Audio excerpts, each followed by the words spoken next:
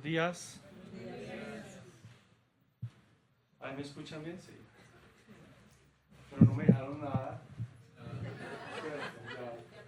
Sí.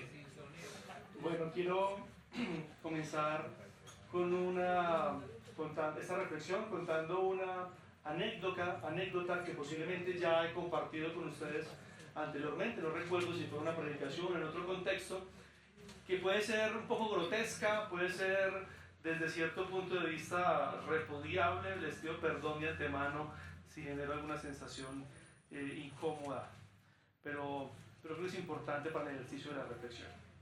Es un acontecimiento que vivió mi cuñado, específicamente el esposo de mi hermana. Él en un día normal iba conduciendo su vehículo cuando de repente se da cuenta que hay un motociclista que está pitándole de manera intensa. Mi cuñado entiende que posiblemente cometió una imprudencia, pero no logra identificar qué fue lo que hizo para que ese hombre tuviera tal intensidad. Levanta la mano, saca la mano del carro como pidiéndole: discúlpeme por lo que sea que yo haya hecho, qué pena, mi hermano, no lo vi tal vez. Pero esto no apaciguó la ira de este motociclista, quien siguió pitando de manera desproporcionada hasta que logró colocarse al lado de su ventana. Este hombre se despachó con una ráfaga de insultos de toda clase. Insultos estridentes, elevados a la segunda, a la tercera y a la cuarta potencia. Frente a lo cual mi cuñado trata de apaciguar la situación diciéndole: hermano, cálmese, yo no lo vi, no sé qué fue lo que hice, pero cálmese, de verdad que no tuve la intención de hacerle daño. Claramente este hombre no pudo escuchar las frases de mi cuñado, porque su nivel de voz era insuperable y su ráfaga de insultos no terminaba. De repente hace un sonido extraño desde lo más profundo de su garganta y escupe a mi cuñado en el rostro.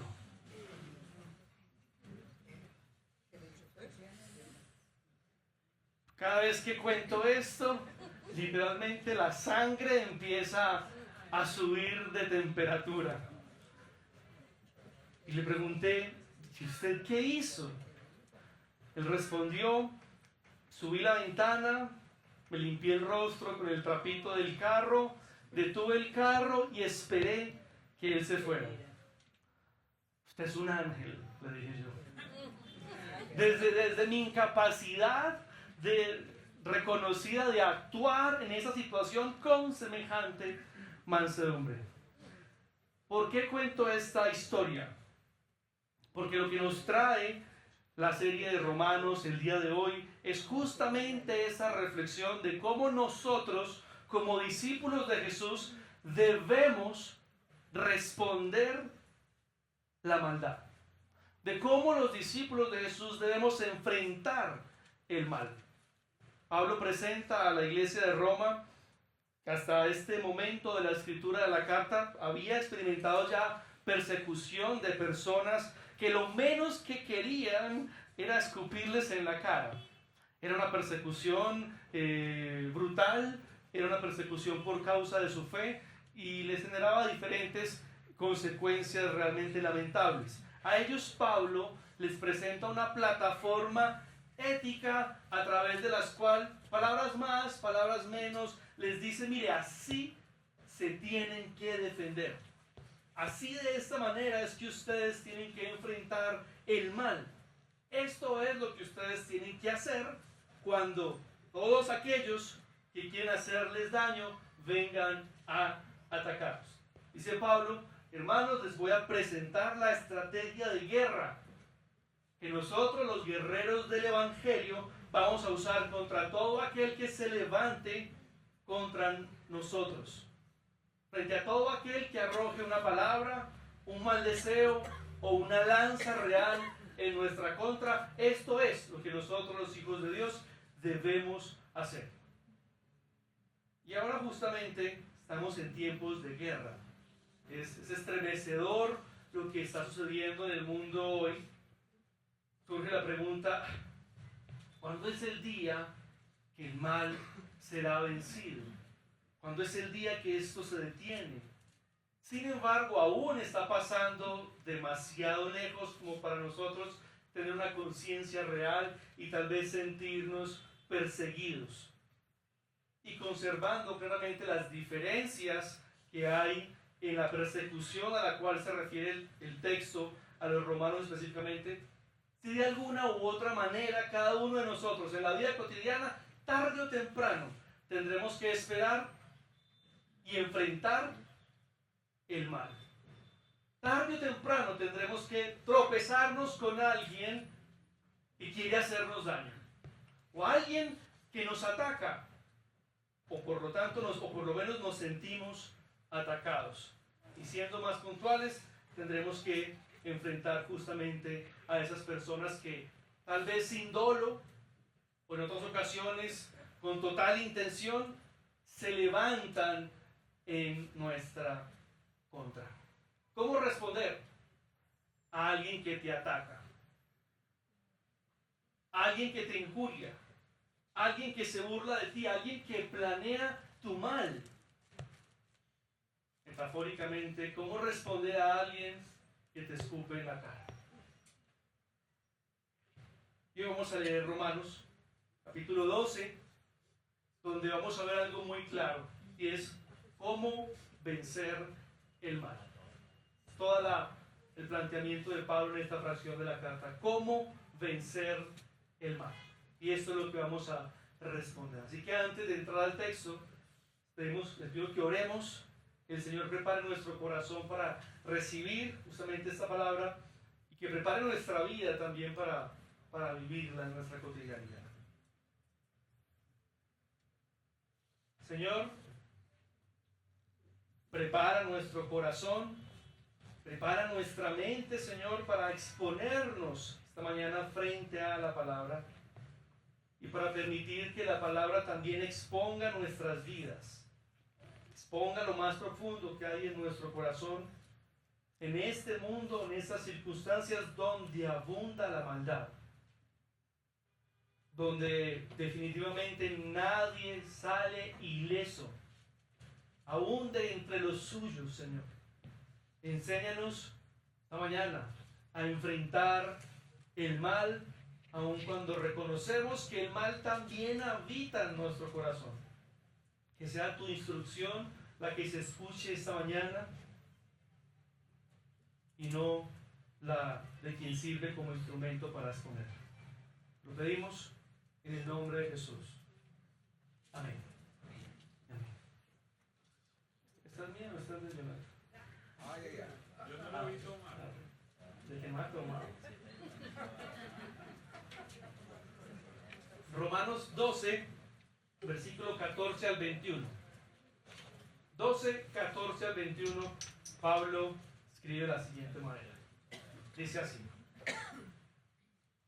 bendigan a los que los persiguen. Bendigan y no maldigan. Gócense con los que se gozan y lloren con los que lloran.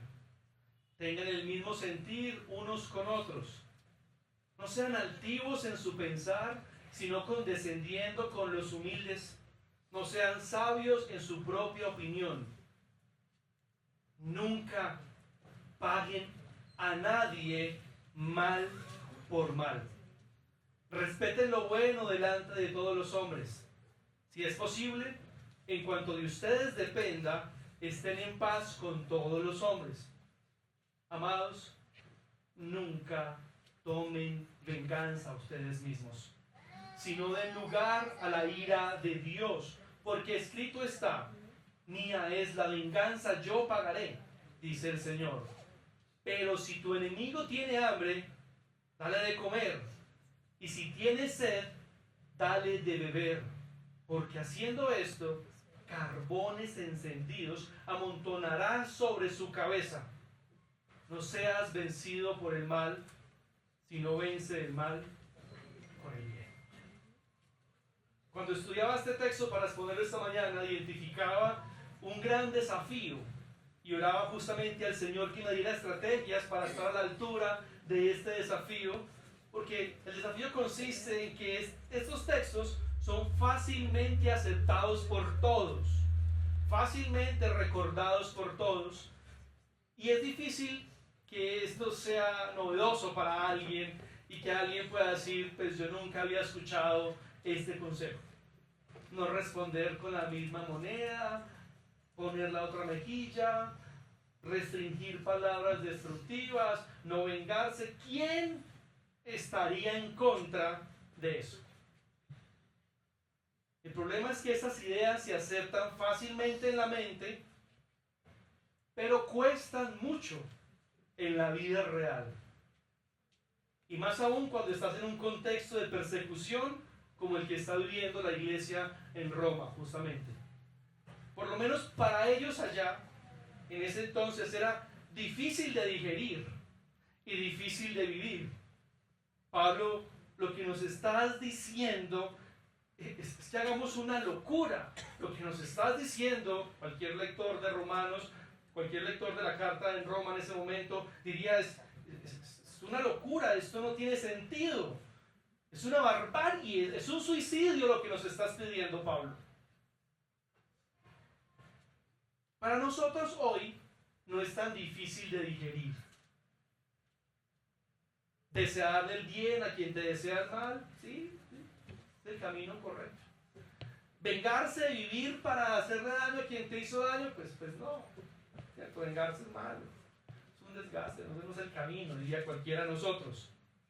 Estos mandamientos éticos pues no sorprenden a nadie que esté de este lado de Jesús. Porque es un tema que de hecho es en insignia del cristianismo. Hacen parte del discurso que se repite y se repite en esas instancias cristianas. Pero sometámonos realmente a una situación de persecución, donde tengo que enfrentar a alguien que está en mi contra y tiene todo su arsenal listo para destruirme. A ver dónde queda nuestra ética cristiana. Sometámonos a ese escupitajo de mi cuñado. A ver quién sale bien librado. Sometámonos a esos momentos donde nos sentimos atacados por nuestra esposa o por su esposo. Sometámonos a esos momentos donde al parecer es nuestro hijo o nuestros hijos quienes nos persiguen, quienes actúan como perseguidores. Sometámonos al compañero de trabajo que de verdad quiere hundirme para que sus logros sean más visibles. Sometámonos a esos momentos donde siento que el hermano de la iglesia se ha parado sobre mí y me quiere exprimir. Sometámonos a esos momentos donde sentimos que el pastor o líder de la iglesia está siendo injusto con nosotros. La primera vez que leí el texto dije, qué bonito, Señor, qué hermosa estrategia. Pero lo leía una y otra vez y se iba haciendo más grande el abismo que hay entre lo que el texto dice y lo que yo soy. Bendecir y no maldecir, pues me es muy fácil bendecir a los míos. Incluso me será muy fácil bendecir a los lejanos, pero bendecir a los que me persiguen, no me sale natural bendecir a alguien cuando siento que me está atacando. Si me saliera natural, por ejemplo, no le respondería a mi esposa con 3 piedras en la mano cuando me siento atacado por ella. Eso es maldecir, ¿no? Hablar mal, decir mal. Son muchas las ocasiones que digo mal de mis hijos, que digo mal de mi esposa, de mis hermanos, de mis padres, tal vez de alguno de ustedes.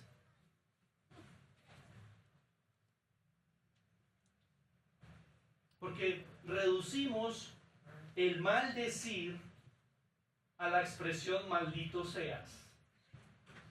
Y pues es muy fácil sacar esa expresión de su léxico. No, yo no le digo maldito seas a nadie. Pero no se queda ahí el ejercicio de maldecir. No se queda ahí. Todo lo que sale de tu boca en forma de flecha con la intención de clavarse en el corazón del otro para generar dolor, eso es maldecir. Todo lo que sale de tu boca en forma de flecha con la intención de clavarse en el corazón del otro para generarle malestar, eso es maldecir. Y la instrucción es clara. Al que sientes que te ataca, que te persigue, que te está haciendo daño, bendícelo. No lo maldigas. Esa es la cuestión de este texto puntualmente, que no nos está limitando solamente a restringir tu maldad frente al que está desatando maldad contra ti. La postura ética de este texto que está siendo expuesta no es quédate callado, no le respondas, ignóralo, restringe tu ira. La postura ética del Evangelio no te invita a asumir una actitud pasiva de no agresión. Te invita a asumir una actitud activa de bendición. Usted sabe muy bien que no está diciendo solamente no le respondas. Está diciendo algo más allá. Bendícelo. Sí, respóndele, pero con bendición. El mandato no es quédate callado, es bendícelo. El llamado no es a que elimines a tu enemigo del panorama y no vuelvas a pensar en él. Incluso continúa. Es que cuando lo mires y él se goce, te goces con él.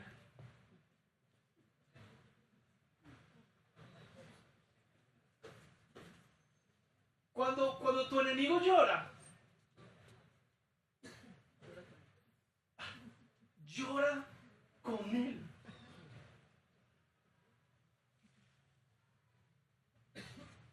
No sé si usted está empezando a sentir la distancia abismal de la ética planteada en el texto con la ética que vives. Y en el versículo 16, justamente, Pablo abre el tema del orgullo, el cual es el eje central en esta conversación. En definitiva, quien ataca lo hace desde su altivez. Quien se defiende desde su altivez. Por eso usa expresiones como tengan el mismo sentir, no sean altivos, sean cercanos a los humildes, no se crean la gran cosa, porque el orgullo finalmente es central aquí en este tema del conflicto. Tiene todo que ver, el orgullo es el combustible de la venganza. El orgullo es el combustible de la venganza. Cuando alguien te escupe en la cara, lo que te arde no es la saliva, es el orgullo. Pablo está apelando aquí al problema de raíz, y es que tenemos un corazón orgulloso. Fuimos creados a imagen y semejanza de Dios, pero al escuchar la voz de la serpiente, también heredamos algo de su semejanza. Dios es amor, podríamos decir, el diablo es orgullo. Y lo que se activa en nosotros cuando somos perseguidos, cuando somos atacados, cuando sentimos que se ha cometido una injusticia contra nosotros, no es amor. Lo que se activa de manera natural es el orgullo. ¿Y usted cómo es que me está hablando a mí? Este tan igualado. Aquella expresión que sugiere que usted está en un escalón más alto que el otro y el otro no podía hablarle de tú a tú. Por eso, ¿quién puede confiar en su propia opinión? Dice Pablo, cuando está manchada de orgullo. ¿Quién podría confiar en su propia opinión? Y viene aquella frase totalitaria, nunca paguen a nadie mal por mal. Pablo se esfuerza para que no quede ninguna excepción dentro de este mandato. ¿Cuándo estaría el cristiano habilitado para pagar mal por mal? Nunca. ¿A quién podríamos pagarle mal por mal? A nadie. Pablo cerró todas las puertas. No dejó un caso especial, no dejó una situación límite, no dejó una excepción emocional.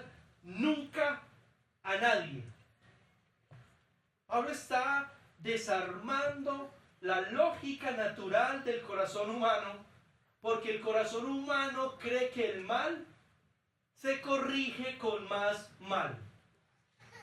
Así funciona nuestro corazón. Cree que el mal se corrige con más mal. Pero me lanzó un misil. Detente ahí. No, espérame, yo lanzo el otro misil para que quedemos a mano. Pablo dice, no lo hagas. Pero me insultó. Detente ahí. Pero me injurió. Detente ahí. Pero me humilló. Detente ahí.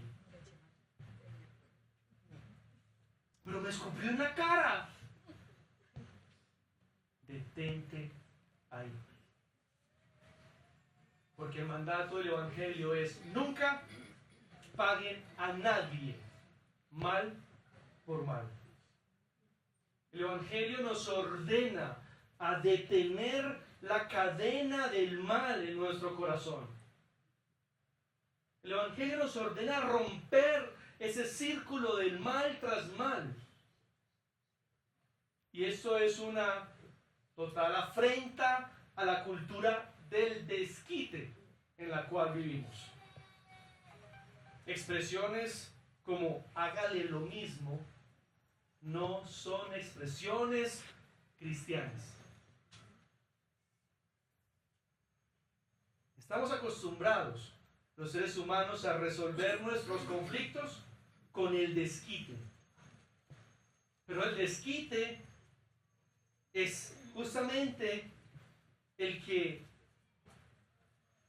prolonga por generaciones el conflicto en el Medio Oriente. Por el desquite es que los conflictos internos de los países no terminan. Por el desquite es que relaciones entrañables se rompen. Por el desquite es que se rompen matrimonios. Por el desquite es que se fracturan iglesias.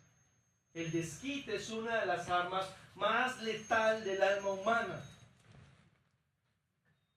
Y a veces no se expresa con una violencia abierta. A veces se disfraza de algo aparentemente pequeño. Ah, entonces no le vuelvo a hablar. Ah, entonces no le vuelvo a contar nada. Y ponga la expresión que usted generalmente use. ¿Cómo se desquita usted? Una estrategia que parece inofensiva, pero que puede terminar produciendo una gran destrucción. En estos días salí Piedro de mi casa con mi esposa. Por una bobada salí Piedro. Y mientras me dirigía al parqueadero, estaba maquinando y estaba planeando toda mi estructura de desquite. Sí, entonces esto. Muy bueno, listo, entonces tampoco. Bueno, por aquí. Y hágale, y alegre en ese ascensor yo solo. Cuando el Señor, el Espíritu Santo me dijo, detente ahí. ¿De qué es que la próxima predicación que vas a dar? ¡Qué vergüenza! ¡Qué vergüenza! Así de tonto es el orgullo que es capaz de planear en contra de la persona más importante de mi vida. Así de tonto es el orgullo que me lleva a hacer planes en contra de la persona más importante de mi vida. ¿Qué tan ciegos podemos llegar a ser por causa del orgullo? Y así funciona justamente el corazón humano.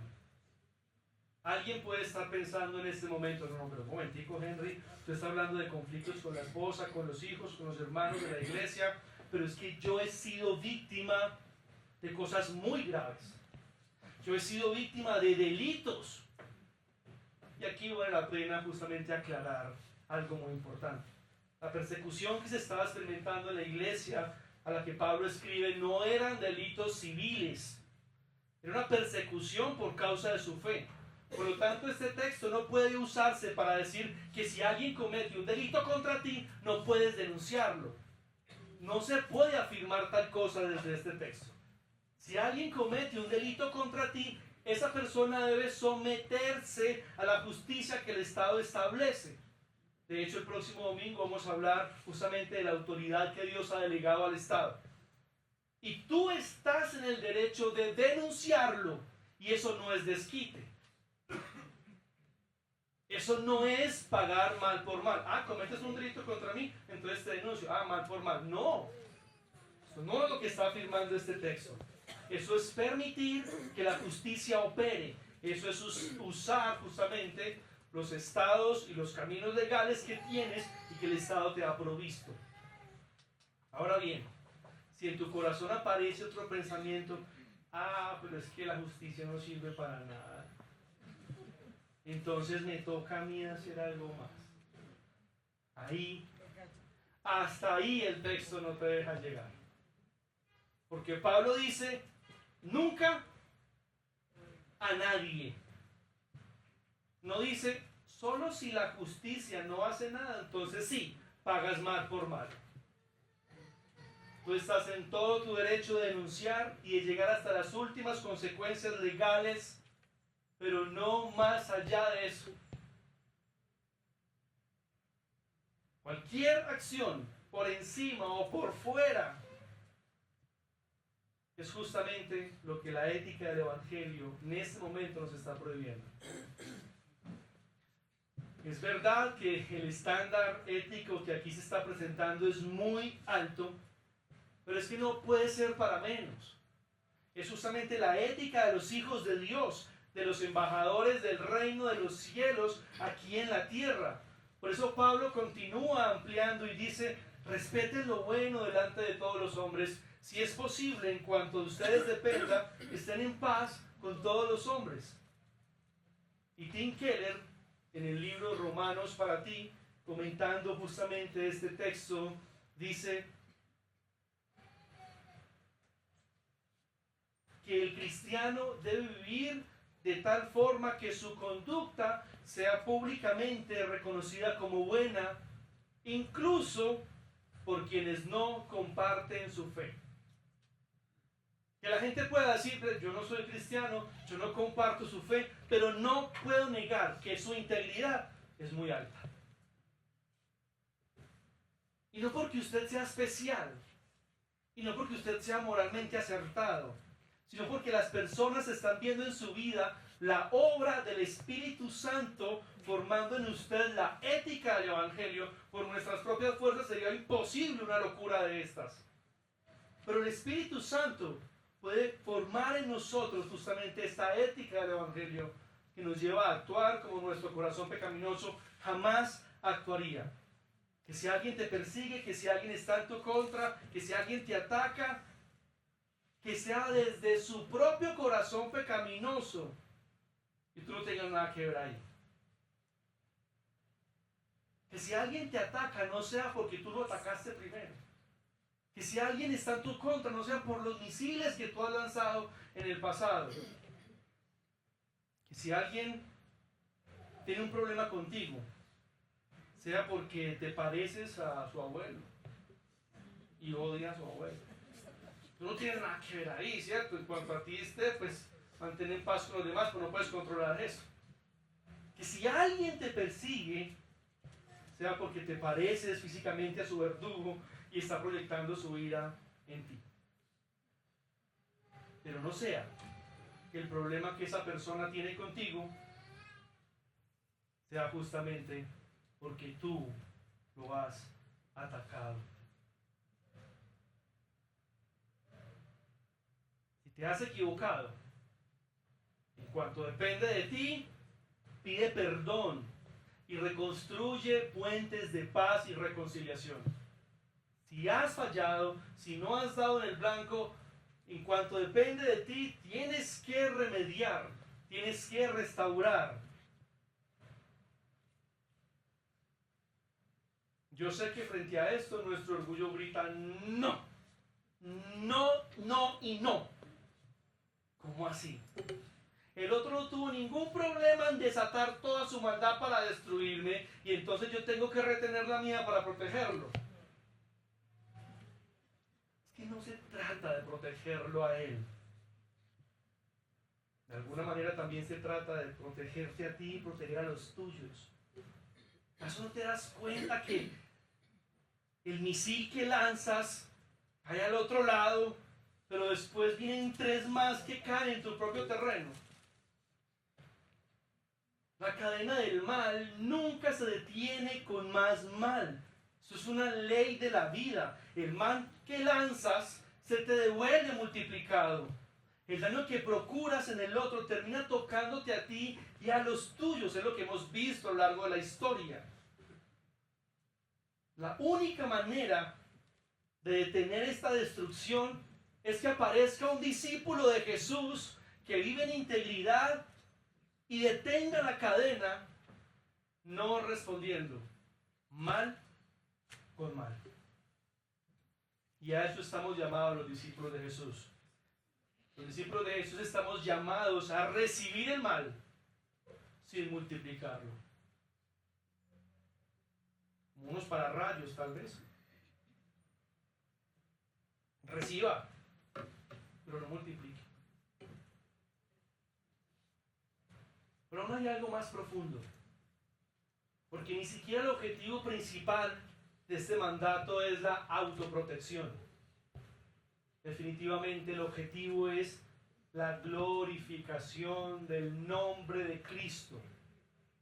Porque cuando tú no pagas mal por mal, estás actuando como Cristo. Estás predicando al mundo su gracia. Estás haciendo algo que para el mundo es una completa locura. Algo que hará que alguien pueda decir, usted está loco. ¿Qué le pasa? No se deje, porque actúa así.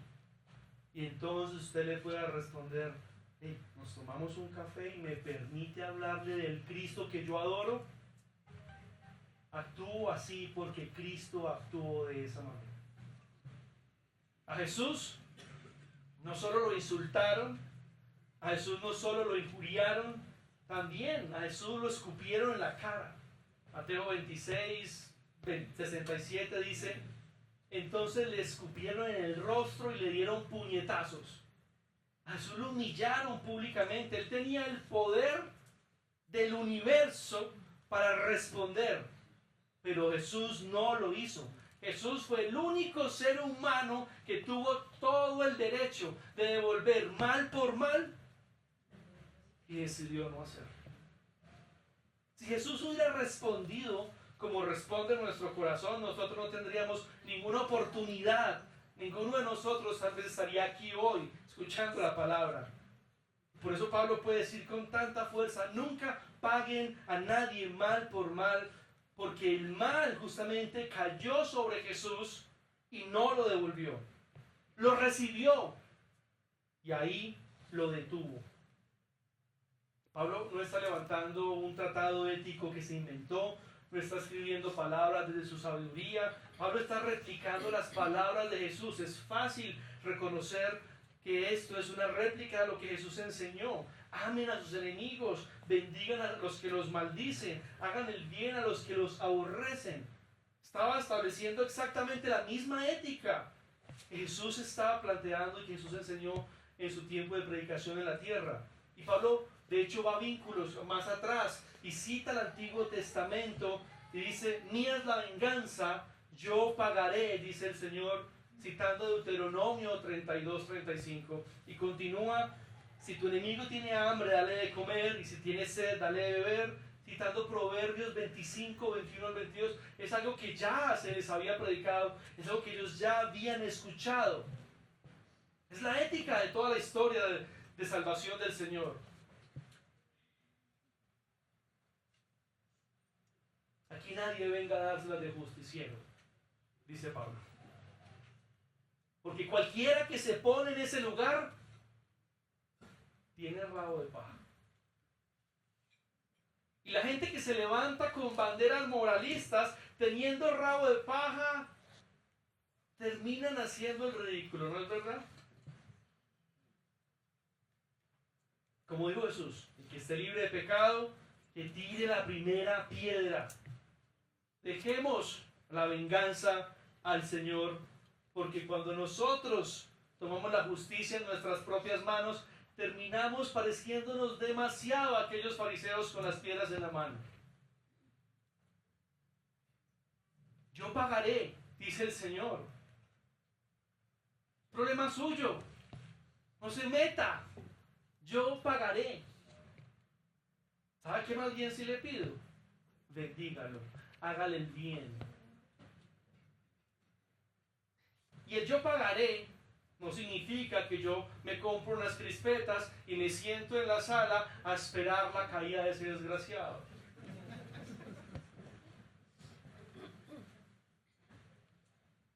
Muchas veces la justicia no siempre viene como un castigo inmediato. De hecho, en algunos casos, Dios ya pagó en la cruz. Dios ya pagó en la cruz. A veces tú y yo caminamos por la vida cobrando una deuda que ya fue saldada en la cruz. Qué perdedera de tiempo, qué perdedera de vida. Cobrarle a otro algo que ya Cristo pagó por él. Y entonces Pablo sigue profundizando y ahonda en algo más profundo, donde nos permite ver que la ética del Evangelio no consiste, como ya lo dijimos hace un momento, en solo abstenerse del mal, consiste en hacer el bien activamente. Si tu enemigo tiene sed, dale de beber. Si tu enemigo tiene hambre, dale de comer. El Evangelio no dice simplemente no te vengues. Dice algo más radical: haz del bien al que quiere hacerte daño. Si tu enemigo tiene hambre, aliméntalo. Si tiene sed, dale de beber. Y dice: haciendo esto, amontonarás carbones encendidos sobre su cabeza. Cuando alguien espera odio y recibe bondad, algo ocurre en su conciencia. El bien expone su maldad. El bien confronta su maldad. Cuando respondes mal con mal, el conflicto se multiplica. Pero cuando respondes al mal con bien, la conciencia del otro queda totalmente expuesta. Si alguien levanta señalamientos en tu contra, evalúa honestamente si esos señalamientos son verdad. Y si son verdad, ¿para qué te defiendes? Y si son mentira, ¿para qué te defiendes?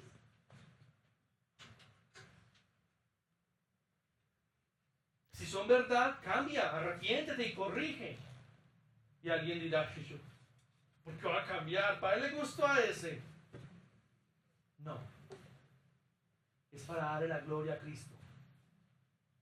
Es para darle la gloria a Cristo. Y si son mentiras, pues detente ahí. Devuélvele un par de elogios.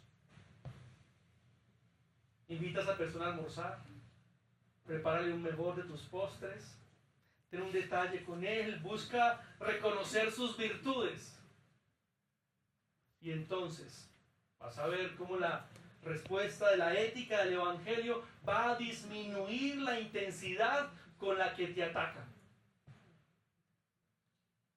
No hay nada más aburridor que uno ofender a alguien que lo elogia a uno. Uno se cansa, ¿no? No, qué pena, ¿cierto?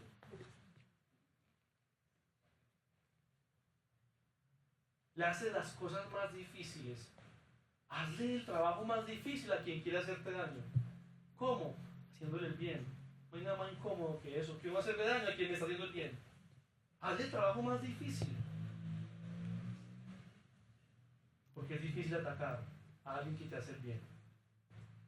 La persona viene preparada para el golpe que le vas a lanzar. Y en ese lugar, en lugar de eso, recibe un acto de bondad. Eso desordena el sistema interno. Su cerebro queda completamente confundido, como si todas las neuronas dijeran, en un momento, el libreto no era así. Y en ese momento se queman como 20.000 neuronas tratando de entender qué es lo que está pasando.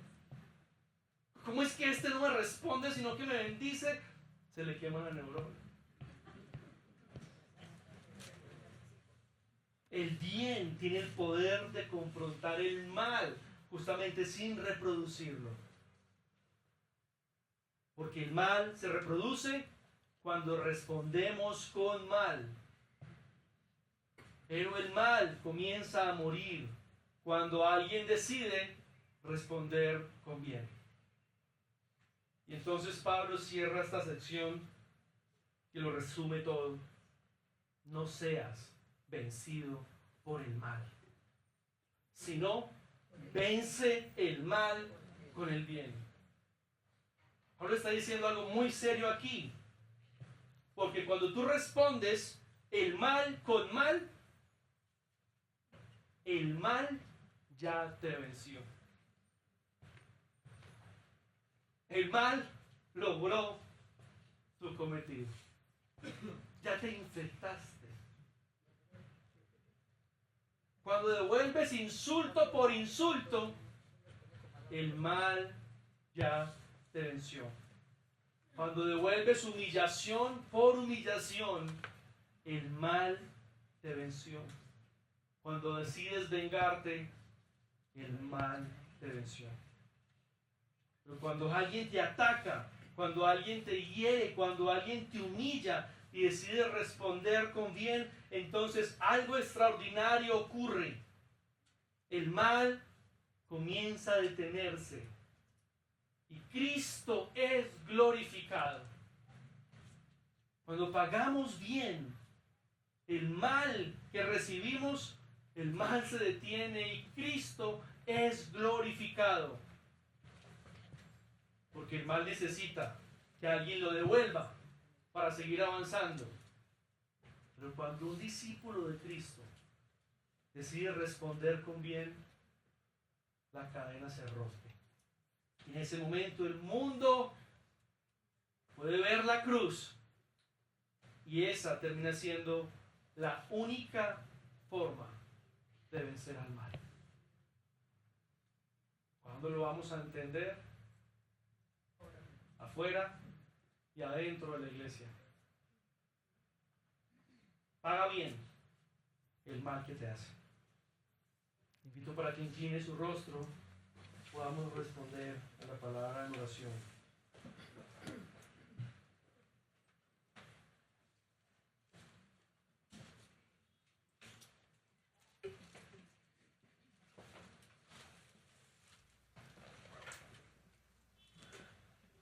Señor, oramos en esta mañana, en esta tarde ya, siendo interpelados por tu palabra, quedando expuestos delante de la ética del Evangelio.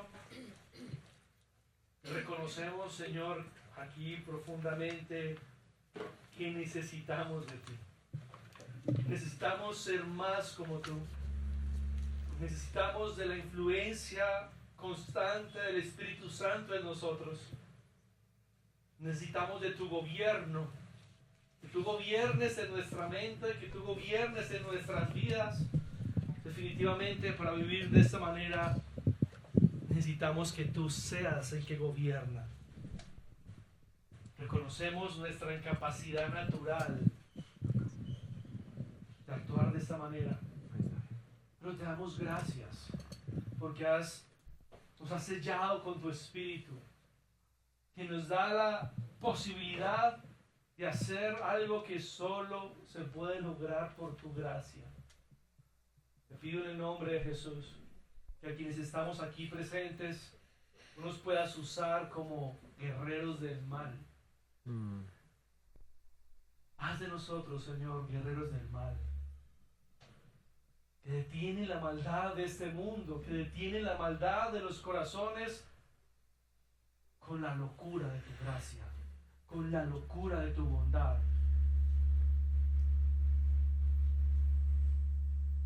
Que detienen el plan del maligno con el plan de bondad que tú has establecido para nosotros.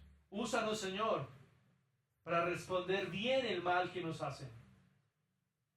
Necesitamos de tu poder, necesitamos de tu intervención. Y oramos, Señor, en dirección al texto, como hace un momento también lo hicimos. Bendecimos, Señor, a todos aquellos que se levantan en nuestra contra. Bendecimos, Señor, a todos aquellos que sentimos que nos atacan.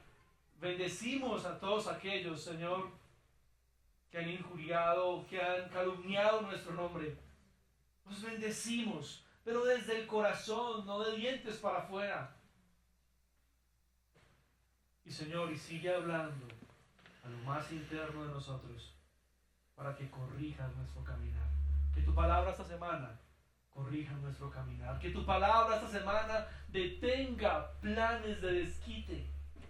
Que tu palabra esta semana desarme esos planes de desquite que tal vez el esposo ha levantado contra su esposa.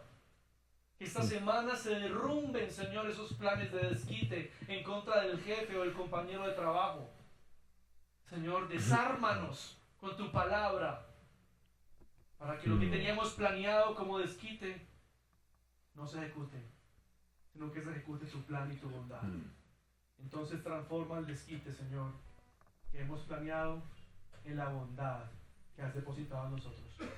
Te lo pedimos en el nombre de Jesús.